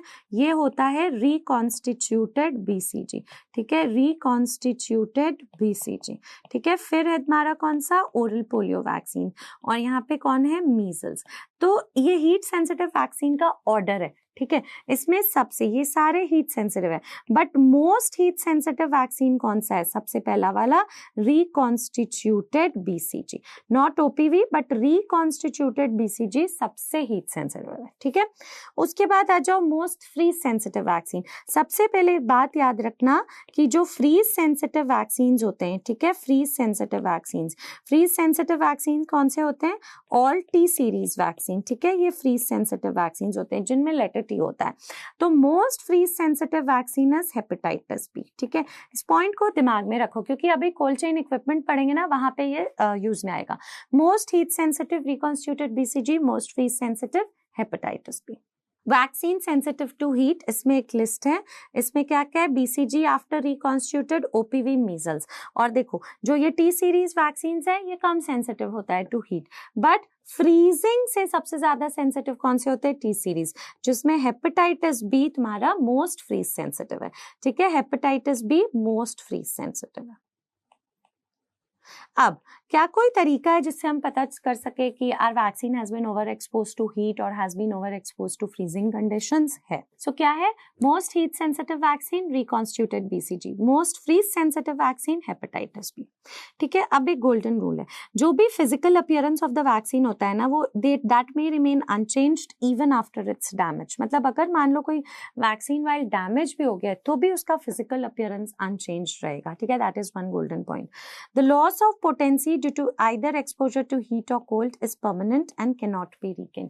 अगर वैक्सीन ओवर एक्सपोज हो गया है हीट से या कोल्ड से तो उसके पोटेंसी को लॉस होता है, ठीक है, so it cannot be regained, ठीक है, दैट इज वेरी इंपॉर्टेंट। अब कोई तरीका है जिससे मुझे पता चल सके कि ये vaccine vial has been over expose to heat या कोल्ड? बिल्कुल है। क्या नाम है उस तरीके का?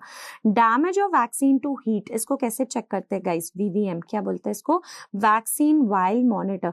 ये one of the favourite topics है किसी भी एग्जाम का, ठीक है, वैक्सीन वाइल मॉनिटर। और कोल्ड से चेक करने के लिए हमारे पास कौन सा टेस्ट है? शेक टेस्ट, ठीक है। चलो अब आ जाओ vaccine vial monitor. Vaccine vial monitor क्या होता है? It is a heat sensitive label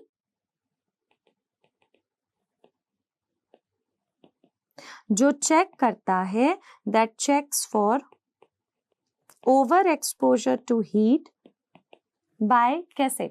bye change of its colour.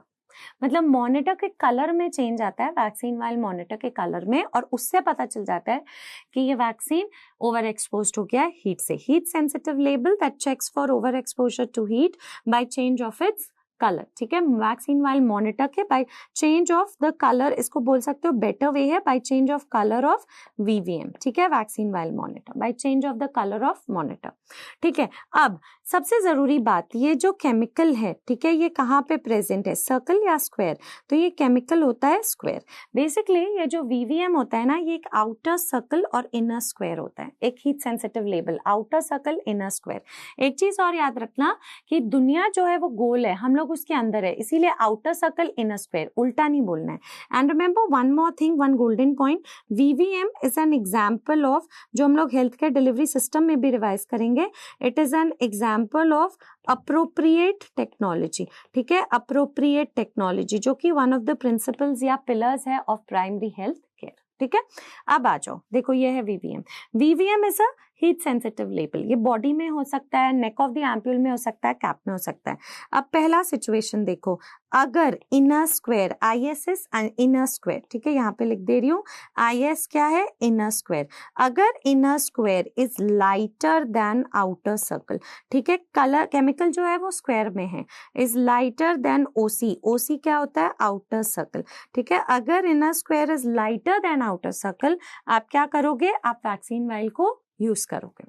अगर inner square starts to change colour, ठीक है, IS inner square starts to change colour, ठीक है, starts to change colour, but is still lighter than outer circle, but अभी भी, but still lighter than outer circle है, ठीक है, but still lighter than outer circle, will you use the vial? Yes, ठीक है।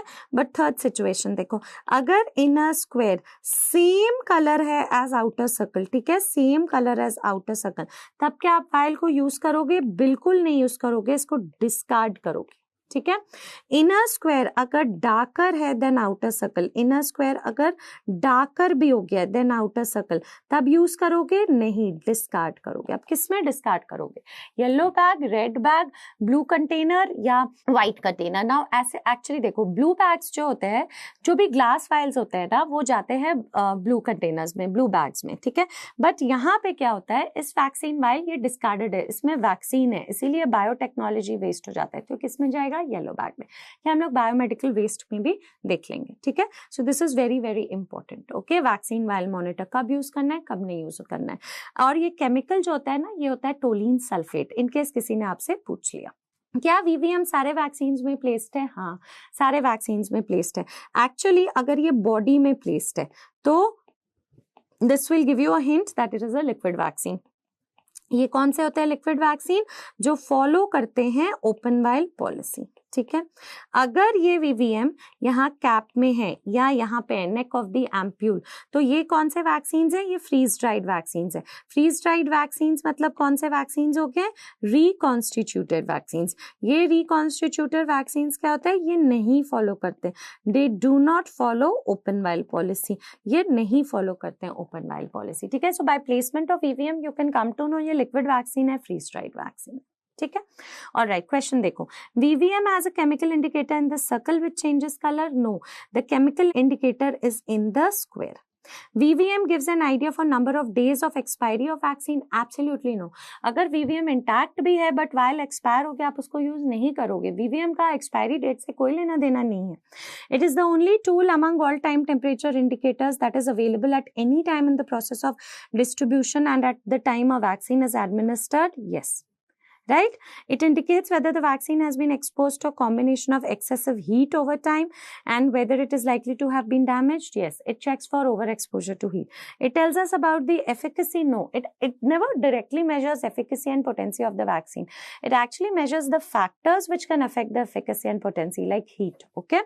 The expiry date of the vaccine can be relaxed if VVM is intact. I told you never. अगर VVM intact भी है, expiry date निकल गया, आप इसको use नहीं करोगे। So इसमें correct statement क्या है? 3 and 4 are correct. Okay. तो ये था वैक्सीन वाइल मॉनिटर जो चेक करता है क्या हमारा वैक्सीन वाइल हीट से डैमेज हुआ है या नहीं, ओवर एक्सपोजर टू हीट। अब ये आ जाओ, इसका नाम क्या है? एटलीस्ट नाम हम लोग रिवाइज कर लेंगे, शेक टेस्ट। शेक टेस्ट क्या चेक करता है? Whether the vaccine vial has been damaged by freezing conditions or not, ठीक है। Vaccine vial has been damaged by freezing conditions or not, ठीक है। freezing conditions, alright, that is what is shake test. अगर कभी भी simple अगर आपको एक थिक सेडिमेंट दिखेगा या ग्रैनुलर मटेरियल्स दिखेगा, पार्टिकल्स, तो आप उसको कभी भी यूज नहीं करना, ठीक है। Alright, that is it. Next come to cold chain temperature of India या कोल्ड चेन। कोल्ड चेन क्या होता है? It's a way of storing the vaccine, okay, it's an entire chain. Vaccine को हमेशा राइट टेम्परेचर, राइट कंडीशन में store करना होता है from the site of manufacture to the site of use, ठीक है। तो सबसे पहला क्वेश्चन क्या बनता है कि इंडिया में cold chain temperature of vaccine क्या है, ठीक है। Cold chain temperature of vaccine India में कितना है? Vaccine in India, her country का अपने क्लाइमेट के अकॉर्डिंग होता है, ठीक है। तो यहाँ पे कितना है? +2 to +8 degree C. Cold chain temperature of vaccine India में कितना है? +2 to +8 डिग्री सी। हाउएवर यहाँ पे एक एक्सेप्शन है। कौन सा एक्सेप्शन है? Oral polio vaccine, okay. अगर ओरल पोलियो वैक्सीन को लॉन्ग टर्म स्टोर करना है, फॉर लॉन्ग टर्म स्टोरेज, तो मुझे क्या जरूरत पड़ेगा? हमें जरूरत पड़ेगा फ्रीजिंग कंडीशंस का, ठीक है। और एक और इसमें एक्सेप्शन होता है guys, yellow fever vaccine. Yellow fever vaccine को भी क्या चाहिए होता है? फ्रीजिंग कंडीशन चाहिए होता है फॉर स्टोरेज, ठीक है। फ्रीजिंग कंडीशन चाहिए होता है फॉर स्टोरेज, ठीक है। अब चलो देखते हैं कि वैक्सीन एक्चुअली स्टोर कैसे होती हैं, ठीक है। तो सबसे पहले आ जाओ sub centre and village level. Sub centre and village level, यहाँ पे लिखो PHC, यहाँ पे लिखो CHC या सब डिस्ट्रिक्ट हॉस्पिटल या डिस्ट्रिक्ट हॉस्पिटल, यहाँ पे लिखो नेशनल या रीजनल लेवल, ठीक है। यहाँ पे एक लाइन ड्रॉ कर दो। अब sub centre and village level में क्या कोई डॉक्टर होता है? नहीं। सब सेंटर में डॉक्टर होता है? नहीं। तो हम वैक्सीन वहाँ स्टोर नहीं कर सकते, हमें वैक्सीन लेके जाना होगा। तो हम लोग किन चीजों में वैक्सीन ले जाते हैं एवरीबडी? सो एक होता है vaccine carrier, okay, we can take it in a vaccine carrier, या हम ले जा सकते हैं डे कैरियर्स में। ये टेम्परेचर को मेंटेन करेंगे 24 to 48 आवर्स। और हम लोग क्या यूज कर सकते हैं? Ice packs. Ice packs maintain करते हैं 1 to 4 आवर्स के लिए, ठीक है। PHC में वैक्सीन कैसे स्टोर होते हैं? स्मॉल ILR में। ILR क्या होता है? Ice lined refrigerator. अब इसमें मेरा वैक्सीन का को कितने महीने तक स्टोर किया जा सकता है? 1 मंथ। स्मॉल मतलब एटलीस्ट 140 लीटर कैपेसिटी ऐसे होता है स्मॉल ILR का, ठीक है। और एक होता है यहीं पे PHCs में DF। What is DF guys? Small deep freezers. क्या है ये? Small deep freezers everybody. अब डीप फ्रीजर्स में वैक्सीन स्टोर करोगे? नहीं, इसका टेम्परेचर कितना है? -15 to -25। इसमें वैक्सीन थोड़ी ना स्टोर करेंगे। इसमें क्या करते थे हम लोग, क्या प्रिपेयर करते थे? आइस पैक्स प्रिपेयर करते हैं, ठीक है, प्रिपेयर आइस पैक्स। फिर आ जाओ CHC, कम्युनिटी हेल्थ सेंटर, सब डिस्ट्रिक्ट हॉस्पिटल, डिस्ट्रिक्ट हॉस्पिटल। यहाँ वैक्सीन स्टोर करने के लिए हमारे पास क्या होता है? लार्ज ILRs, ठीक है, लार्ज ILRs। ये भी टेम्परेचर मेंटेन कर सकता है 1 मंथ के लिए, ठीक है। और यहाँ पे हो सकता है large deep freezers. Large deep freezers again क्या करेंगे? आइस पैक्स प्रिपेयर करेंगे, प्रिपेयर आइस पैक्स, ठीक है, ऑलराइट। लार्ज ILRs लगभग 300 लीटर कैपेसिटी होता है। वो नेशनल या रीजनल लेवल्स में हमारे पास क्या होता है? WIC। What is this? Walk in cold rooms, ठीक है, क्या है ये? वॉक इन कोल्ड रूम्स, ठीक है। और एक होता है वॉक इन फ्रीजर्स, जिसमें आइस पैक प्रिपेयर होते हैं, ठीक है, वॉक इन फ्रीजर्स। अब याद रखना, नेशनल या रीजनल लेवल में हम लोग वैक्सीन को स्टोर कर सकते हैं 3 मंथ्स के लिए, ठीक है। दिस इज वेरी इंपॉर्टेंट कि आइस पैक किसमें बनता है, वैक्सीन को कब तक स्टोर किया जा सकता है, ऑल दैट। अब यहाँ पे मैंने एक लाइन ड्रॉ किया है। क्यों ड्रॉ किया है? क्योंकि maximum chance of failure of cold chain कहाँ है? Sub centre and village level. क्योंकि वहां पे आप वैक्सीन को स्टोर नहीं कर सकते, आप लेकर जाओगे तो इनके डैमेज होने का चांस है, ठीक है। सो यहीं से निकलता है एक HYP। क्या है वो HYP? Maximum chance of failure of cold chain. Failure of cold chain कहाँ पे है? सब सेंटर में या विलेज लेवल में, ठीक है, सब सेंटर एंड कौन सा लेवल? Village level. सबसे ज्यादा चांस है कोल्ड चेन फेल होने का यहाँ पे, sub centre and village level. Okay अब आ जाओ कोल्ड चेन इक्विपमेंट। सबसे पहला इक्विपमेंट और सबसे जरूरी जो है वो ये है, ये इमेज बेस्ड क्वेश्चन है, आता है, इसको क्या बोलते हैं? ILR, ice lined refrigerator. क्या बोलते हैं इसको? Ice lined refrigerator. अब ये जो आइस लाइन्ड रेफ्रिजरेटर है, ये क्या है? सबसे इंपॉर्टेंट इक्विपमेंट है ऑफ कोल्ड चेन, ठीक है। This is the most important equipment, सबसे इंपॉर्टेंट इक्विपमेंट ऑफ CC है कोल्ड चेन, ठीक है। एक चीज और देखो, जो ILR होता है ना, ये कहाँ से खुलता है? It opens from the top, ठीक है, ऊपर से खुलता है, ओपन्स फ्रॉम टॉप। तो सारा जो ठंडा एयर है, सारा जो कोल्ड एयर है, ठीक है, कोल्ड एयर कहाँ जाता है? ये सेटल हो जाता है बॉटम में, ठीक है, कोल्ड एयर जाके नीचे बॉटम में सेटल हो जाता है। अब अपना सोचो, अगर ठंडा एयर बॉटम में जाके सेटल हो रहा है तो क्या आप वहां पे हीट सेंसिटिव वैक्सीन रखोगे या फ्रीज सेंसिटिव वैक्सीन रखोगे? ऑब्वियसली आप यहाँ पे क्या वैक्सीन रखोगे? Eight the bottom heat sensitive vaccine. अब याद है हमने पढ़ा था heat sensitive vaccine R-bomb, reconstituted BCG, OPV, measles. अब रिकॉन्स्टिट्यूटेड BCG तो 4 घंटे तक ही यूज कर सकते हैं, तो इसीलिए उसको यहाँ रख नहीं सकते। सो उसके बाद लाइन में क्या है? OPV। So what I am trying to tell you कि जो vaccine at the bottom most of ILR है, ठीक है, सबसे बॉटम में, at the bottom most of ILR, vaccine जो सबसे नीचे है एट ILR, ये कौन सा वैक्सीन है? ओरल पोलियो वैक्सीन है, ठीक है। एंड वैक्सीन जो सबसे ऊपर है, ठीक है, vaccine at the top most of ILR। अब टॉप मोस्ट क्या होगा? ऊपर ऑल द फ्रीज, सारा ठंडा एयर तो नीचे चला गया, सो ऊपर हम लोग क्या रखेंगे? सारे फ्रीज सेंसिटिव वैक्सीन, ठीक है, freeze sensitive vaccine. So vaccine at the top most of ILR, कौन सा वैक्सीन रहेगा top most of ILR? Hepatitis B, ठीक है, याद रहेगा। मोस्ट इंपॉर्टेंट इक्विपमेंट, सबसे नीचे क्या है, सबसे ऊपर क्या है। दूसरा एक गोल्डन पॉइंट जो यहाँ याद रखना है कि if ILR receives continuous electricity supply, अगर ILR को कंटिन्यूअस इलेक्ट्रिसिटी सप्लाई मिला फॉर 8 आवर्स, देन ये फंक्शन कर सकता है। Then it can function for how many days? Then it can function for 5 days, ठीक है, 5 दिन भी ये काम कर सकता है, ठीक है। अब इस ILR के टेम्परेचर को कैसे मॉनिटर करते हैं? Dial thermometer. क्या करता है डायल थर्मोमीटर? ये मॉनिटर करता है, क्या मॉनिटर करता है? Temperature of ILR। ये किस प्रिंसिपल पे बेस्ड है? ये किस प्रिंसिपल पे बेस्ड है? ये थर्मोकपल के प्रिंसिपल पे बेस्ड है, ठीक है, it is based on the principle of thermocouple. अब मान लो डायल थर्मोमीटर नहीं है। अच्छा, एक और चीज, ये टेम्परेचर मॉनिटरिंग कितनी बार की जाती है गाइस? टेम्परेचर मॉनिटरिंग करी जाती है ट्वाइस इन अ डे, ठीक है, टेम्परेचर मॉनिटरिंग करी जाएगी 2 बार एक दिन में, ट्वाइस इन अ डे, और ये मॉनिटरिंग करेंगे मेडिकल ऑफिसर्स, ठीक है। ऑल राइट, अगर मान लो डायल थर्मोमीटर नहीं है तो हम लोग क्या यूज कर सकते हैं, स्टेम अल्कोहल थर्मोमीटर। ILR और DF का टेम्परेचर को मॉनिटर करता है, ठीक है। ये क्या करता है, ये मॉनिटर करता है, it monitors the temperature monitor करता है किसका, of ILR and deep freezer, ठीक है, स्टेम अल्कोहल थर्मोमीटर। अब आ जाओ, क्या क्वेश्चन आ गया, मान लो डोमेस्टिक रेफ्रिजरेटर पे रख सकते हैं वैक्सीन, रख सकते हैं। अब अपने सोचो फ्रीजर कंपार्टमेंट के नीचे क्या रखोगे, हीट सेंसिटिव या freeze sensitive, obviously heat sensitive. तो देखो BCG मीजल्स, OPV मैंने बोला था अगर लॉन्ग टर्म स्टोरेज के लिए चाहिए, लॉन्ग टर्म स्टोरेज, तो उसको फ्रीजिंग टेम्परेचर्स चाहिए -15 to -25, तो ये ऊपर है, ठीक है। मिडिल शेल्फ में यहाँ पे क्या है, the T series vaccine, the freeze sensitive vaccine, दूर है फ्रीजर से। लोअर में डायलुएंट है, डायल थर्मोमीटर यहाँ पे लगा हुआ है, डोर में कभी कुछ नहीं रहना है। अच्छा, अगर कोई आपसे बोल दे डायलुएंट्स मान लो मेरे पास स्पेस नहीं है ILR में या डोमेस्टिक रेफ्रिजरेटर में, क्या मैं यहाँ रूम टेम्परेचर भी रख सकती हूँ, रख सकते हो, ठीक है। तो डायलुएंट्स जो होता है ना, उसको हम रूम टेम्परेचर में भी स्टोर कर सकते हैं, can be stored at room temperature, ठीक है, रूम टेम्परेचर में भी स्टोर किया जा सकता है। बट याद रखना कि 24 hours prior to the session, 24 घंटे सेशन से पहले, prior to session, okay. Diluents को क्या करना है, सेम टेम्परेचर, डायलुएंट्स को सेम टेम्परेचर में लाना है as what, as vaccine. Otherwise ये क्या कॉज करेगा, otherwise this will lead to TSS, toxic shock syndrome.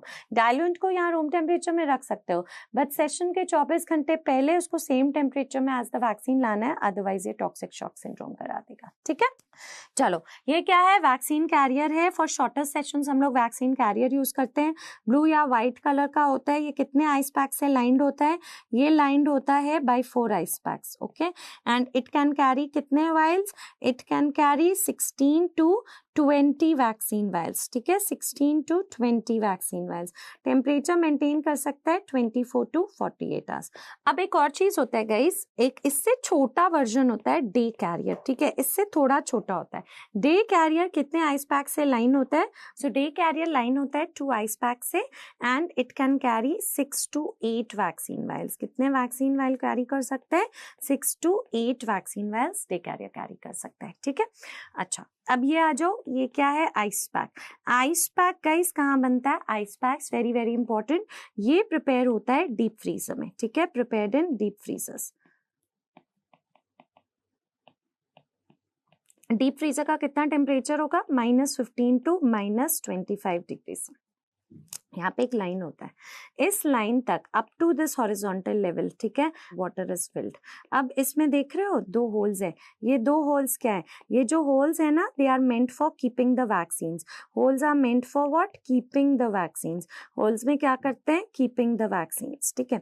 अब क्या इस पानी में कुछ भी और ऐड करते हैं, नहीं, कभी कुछ और ऐड नहीं करना है, वाटर एक्सपैंड्स ऑन फ्रीजिंग, ठीक है। अब एक चीज बताओ थोड़ा सा सोच के, जैसे कि आइस पैक किस टेम्परेचर में, -15 to -25। मेरे पास एक वैक्सीन कैरियर है, मुझे उसमें आइस पैक लगाना है, वैक्सीन लेके जाना है। वैक्सीन किस टेम्परेचर में होता है, +2 to +8। Ice pack -15, vaccine +2 to +8 कर सकते हैं, नहीं, टॉक्सिक शॉक सिंड्रोम हो जाएगा। तो आइस पैक को भी हमें सेम टेम्परेचर पे लाना होता है, ठीक है। वो प्रोसेस को बोलते हैं कंडीशनिंग ऑफ आइस पैक। मतलब देखो, when water ice packs are removed from the freezer, they may be at a very low temperature, -15 to -20। Please place all the ice packs on the table and wait until the frost on the surface of ice pack melts. इसमें 15 to 20 minutes लग ही जाता है। तो जब Frost on the surface of ice pack melt होता है ना, इसका मतलब आइस पैक कंडीशनड हो गया है। यहाँ पे हमें क्या दिखेगा, वाटर ड्रॉपलेट्स, ठीक है, यहाँ पे हमें क्या दिखेगा, वाटर ड्रॉपलेट्स।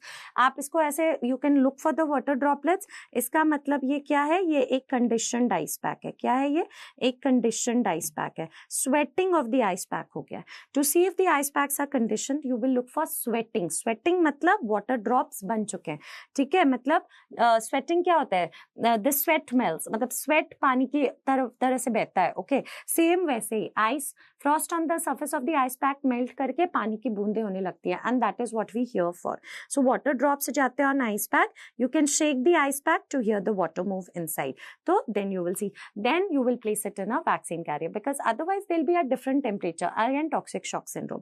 सो ये एक इमेज आ सकता है, ऐसे दे देंगे, पूछेंगे the picture is an example example of vaccine distribution session, storage of vaccine in ILR, freezing of ice pack, conditioning of ice packs. तो ये क्या है everybody? Conditioning of ice packs, ठीक है।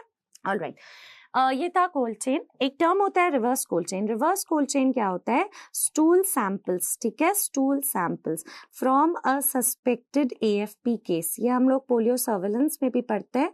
From a suspected AFP case, acute flaccid paralysis case, okay, is carried in red carriers. Reverse से क्या हो गया? रेड कैरियर्स, ठीक है, is carried in red carriers. Stool samples from a suspected AFP case is carried in red carriers. कहाँ पे carry किया जाता है? To National Institute of Virology, Pune. Okay, it should reach within 72 hours. ये detail में AFP surveillance में होंगे। But important thing is कि स्टूल सैंपल्स मतलब कैसे? क्योंकि जो temperature required to maintain the stool samples है, ठीक है, द टेम्परेचर रिक्वायर्ड, जो टेम्परेचर रिक्वायर्ड है टू मेंटेन स्टूल सैंपल्स, ठीक है, स्टूल सैंपल्स को मेंटेन करने के लिए, मेंटेन द स्टूल सैंपल्स, जो हमको टेम्परेचर लगेगा वो +2 to +80 है, ठीक है। टेम्परेचर जो स्टूल सैंपल्स को मेंटेन करने के लिए रिक्वायर्ड है गाइस, वो कितना है? +2 to +8। बट ये जाएगा किसमें? रेड कैरियर्स में, ठीक है, रेड कैरियर्स। अगर ब्लू और व्हाइट दिख रहा है उसमें वैक्सीन जा रहा है, रेड दिख रहा है उसमें स्टूल सैंपल जा रहा है। वार्म चेन क्या है? कंगारू मदर केयर, ठीक है, KMC, skin to skin positioning of the mother and the baby. All right, any initiative or any program for vaccination? So we have Mission Indradhanush. Mission Indradhanush 2014 में आया था, उसके बाद बहुत सारे phases आए उसके, like 17 में intensified Mission Indradhanush, अभी सबसे latest है Mission Indradhanush 5.0, ठीक है, Mission Indradhanush 5.4। ये किसको, like इसका main objective क्या है? We want to catch all the dropouts, ठीक है, catch all the dropouts and the left outs, ठीक है, catch all the dropouts and left outs and vaccinate them। अब गाइस ड्रॉपआउट्स मतलब क्या होता है? जिनका इनकम्प्लीट वैक्सीनेशन था, ठीक है, वैक्सीनेशन शुरू हुआ, मान लो 6 हफ्ते पे कराया, फिर गायब हो गया, ठीक है। लेफ्ट आउट क्या होता है? नेवर वैक्सीनेटेड, जिन तक वैक्सीनेशन कभी पहुंचा ही नहीं, नेवर वैक्सीनेटेड। तो हमें उन्हीं बच्चों को पकड़ना है एंड प्रेग्नेंट फीमेल, सबको पकड़ना है।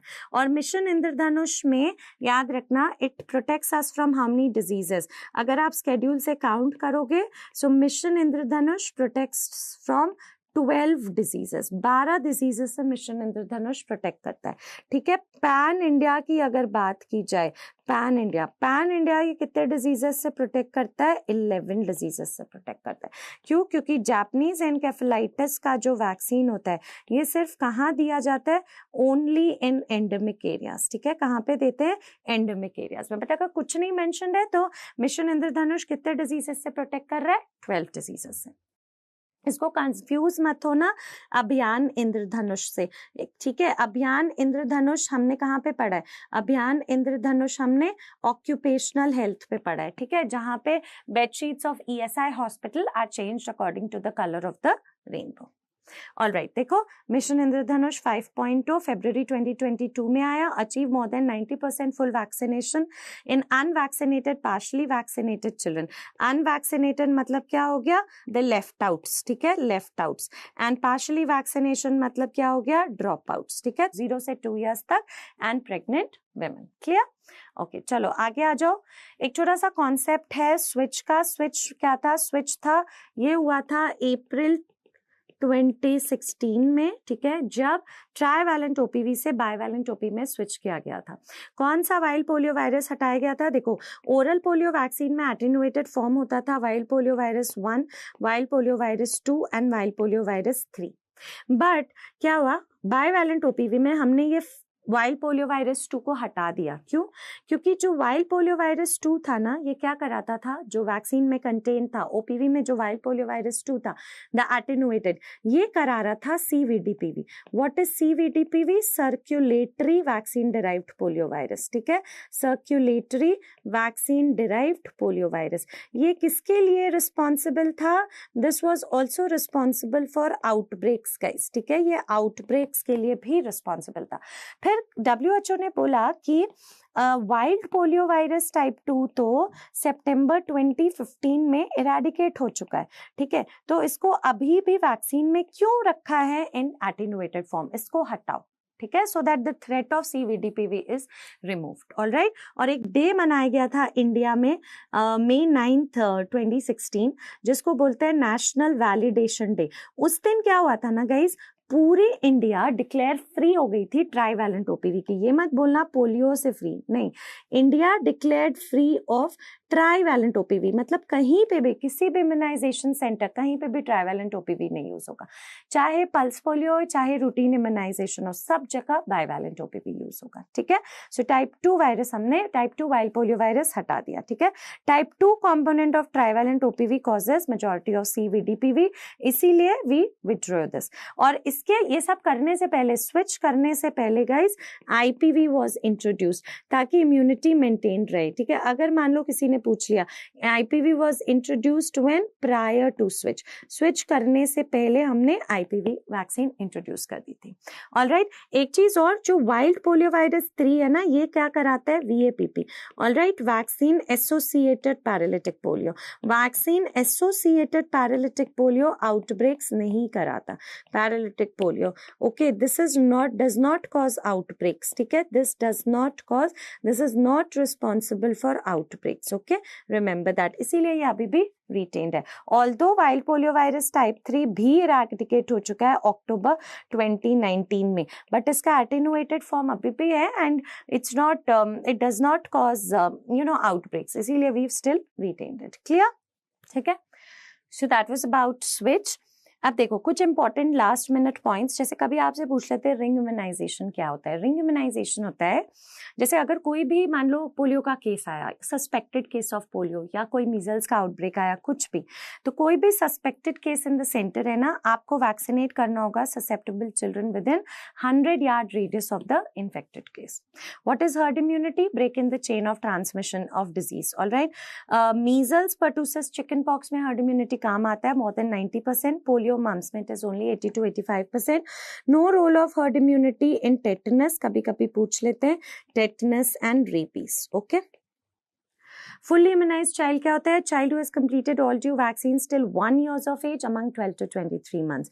And completely immunized क्या होता है? A child who has completed, जिसने अपने सारे due vaccines ले लिए हैं, all due vaccines till कौन से years guys? Till 2 years of age among 5 years old. मतलब among 5 years old मतलब हमें सर्वे किसका करना है? 5 साल तक के बच्चों का। उसमें देखना है कि 2 साल तक के बच्चों कितनों ने सारे वैक्सीन्स ले लिए। ठीक है, completely immunized। अब BCG का 1-2 पॉइंट याद रखो। BCG has 0% efficacy for pulmonary TB. Okay, no protection from pulmonary TB. ठीक है, no protection from pulmonary TB. All right, BCG. Measles, एक डोज के साथ मोर देन 90% एफिकेसी हो जाती, तो 2 डोज क्यों देना है? More than 99%, because we are looking towards eliminating measles. India adopted the 2 dose of measles vaccine strategy called accelerated measles mortality reduction strategy.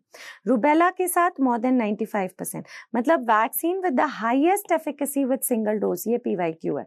एक ही डोज के साथ सबसे ज्यादा एफिकेसी किस वैक्सीन के साथ मिलती है? रुबेला। ओके, कोई टेक्नोलॉजी बेस्ड इनिशिएटिव है, ये है eVIN, electronic vaccine intelligence network. तो ये एक ऐप है जिसमें वैक्सीन के सारे स्टॉक्स वगैरह के बारे में पता चलता है, कहाँ पे वैक्सीन अवेलेबल है, कितना स्टॉक्स कहाँ पे है। वैसे ही एक सेफ वैक करके भी ऐप होता है guys, safe vac, adverse event following vaccination. ठीक है, तो कहीं पे भी कोई एडवर्स इवेंट रिपोर्ट हो रहा है ना, वो इस पे अपडेट हो जाता है। ठीक है, adverse, these are all apps guys, adverse event update हो जाता है। Okay, reports all the adverse event following vaccination। ठीक है, reports all the adverse event following vaccination। ठीक है, safe vac। और एक हो गया वैक्सीन लॉजिस्टिक एंड स्टॉक के लिए even. There's one new vaccine which has come up, Sarvavac. This is for what? ये किसके लिए है? ये है सर्वाइकल कैंसर वैक्सीन। क्योंकि अब सर्वाइकल कैंसर वैक्सीन की बात हो रही है NIS में लॉन्च होने की, इसीलिए इसके बारे में थोड़ा देख लो। इसका टारगेट स्ट्रेन 6, 11, 16, 18 है and it is a vaccine type is L1VLP, मतलब major capsid protein L1 virus like particles इसमें होते हैं। ठीक है, as you can give it 9 to 26 years in females. 2 doses देंगे 6 months apart, 3 doses for immunocompromise. They might give you, because अभी इसको इन NIS में इंट्रोड्यूस करने की बात चल रही है। ठीक है, चलो क्वेश्चंस देखते हैं। Which of the following are combination vaccines? Obviously DPT, A cellular pertussis बोलते हैं इसको, एक ए सेल्युलर होता है, एक होल सेल होता है। ए सेल्युलर ज़्यादा सेफ है, न्यूमोकोकल नहीं है, हेपेटाइटिस बी नहीं है, ओपीवी नहीं है, MMR वैक्सीन है। All live vaccine are contraindicated in pregnancy except yellow fever, ये तो दे सकते हैं ऑब्वियसली। सो यही आंसर हो गया। BCG, OPV, रुबेला तो कॉन्ट्राइंडिकेट होगा। Which is not a contraindication for OPV, leukemia, diarrhoea, malignancy, immunocompromise. मैंने क्या बताया, contraindication for live vaccine, immunosuppressed condition. कोई भी इन्फेक्शन, कोई भी डायरिया, कोई भी PEM, कोई भी कोल्ड, न्यूमोनिया, ये सब नहीं कॉन्ट्राइंडिकेशन है। अनलेस हाँ कोई बहुत ही अक्यूट इन्फेक्शन हो, कोई बहुत ही सीवियर डिजीज है जो हमें पता भी नहीं चल रहा है, तब तो सारे वैक्सीन है। तो डायरिया, ठीक है, is not a contraindication. Okay, so ये था हमारा वैक्सीन, जिसमें जो भी पढ़ा है ना गाइस, NIS, क्लासिफिकेशन, कॉन्ट्राइंडिकेशन का टेबल, एडवर्स इवेंट का टेबल, स्ट्रेन का टेबल, डीलेड इम्यूनाइजेशन का टेबल, कोल्ड चेन के इक्विपमेंट्स, सब इसी ऑर्डर में पढ़ना, क्योंकि इसी ऑर्डर में इनका इंपॉर्टेंस है। तो क्वेश्चन 2-3 क्वेश्चन बनता ही बनता वैक्सीन से, ठीक है। So thank you so much everybody, hope आपकी रिविजन इससे ईजी हो जाएगी। Thank you.